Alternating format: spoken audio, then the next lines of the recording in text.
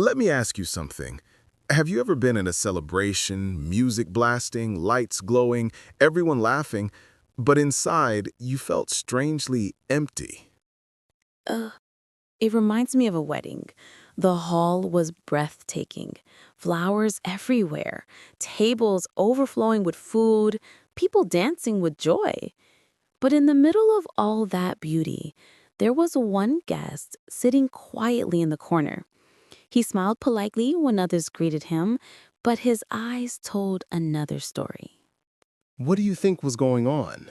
His business had just collapsed, and he was worried about how to provide for his family. Imagine that, surrounded by laughter, yet carrying a storm inside. That's powerful. It shows how you can be in the middle of joy and still feel thirsty inside. Exactly. And that's the kind of thirst Jesus was talking about. Not for water or wine, but for something deeper. The soul longs for more than applause, more than success, more than the moment. So even when the music fades and the lights go out, the question remains, what truly satisfies the heart? Only Christ. He's the living water. Celebrations are beautiful, but they can't quench the thirst of the soul. Only He can. I've always wondered, why did God give Israel all those feast days in the first place? They were like spiritual reminders.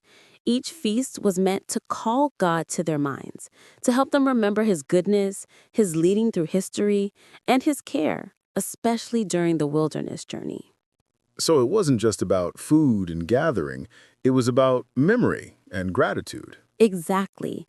God knows how easily people forget, so He gave them rhythms of celebration to keep His mercy fresh in their hearts. And the Feast of Tabernacles, what was that really about? Think of it as a giant Thanksgiving festival.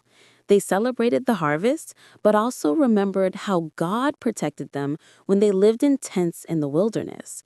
That's why they built temporary booths to relive that story. So it was both a party and a history lesson. Yes, a joyful way to say, we haven't forgotten what you did for us. I noticed they brought gifts and branches. Why? Because gratitude always expresses itself. Psalm 106:1 says, "Give thanks to the Lord, for he is good." The branches were part of the joy. They waved them, carried them, decorated with them. It was their way of saying, "Thank you for life and harvest." That explains the decorations. It must have looked amazing. Oh, it did. Imagine Jerusalem covered in palm and myrtle branches. The city looked like a forest, colorful, welcoming, alive, just like we decorate our cities for holidays today. But was it just noise and music? No, the celebration had deep meaning. The lights, the songs, the laughter all pointed back to God's mercy and his miracles. It wasn't empty entertainment, it was worship wrapped in joy.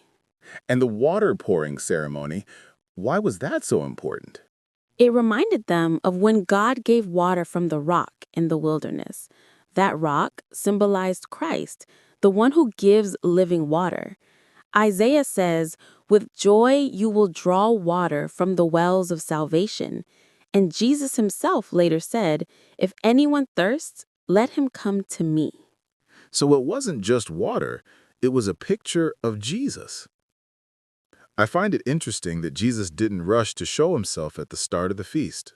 His brothers wanted him to go for attention, but Jesus wasn't chasing fame. He said, "My time has not yet come." He waited for God's timing. That's powerful.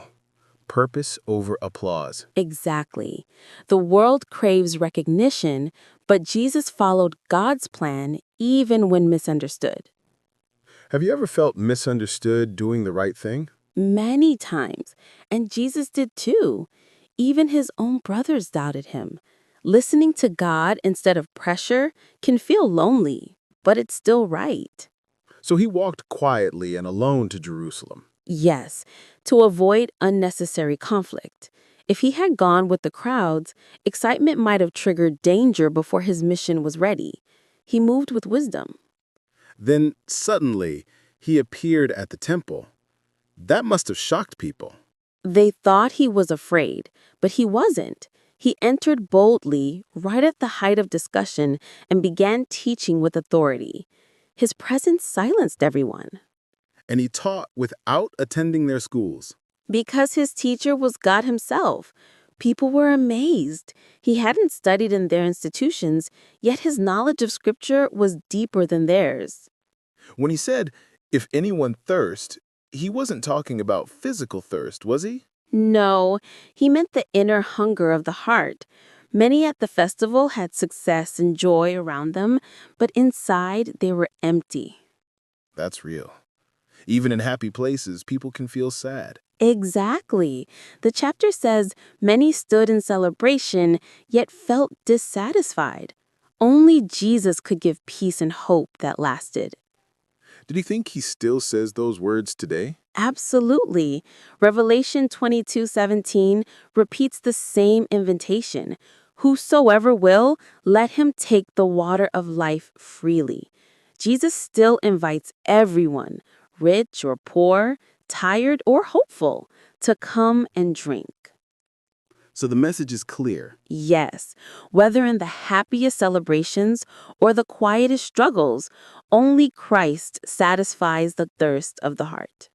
Okay, just in case you're wondering where all this is coming from, you can check the 49th chapter of The Desire of Ages. What you think about this chapter. May God bless.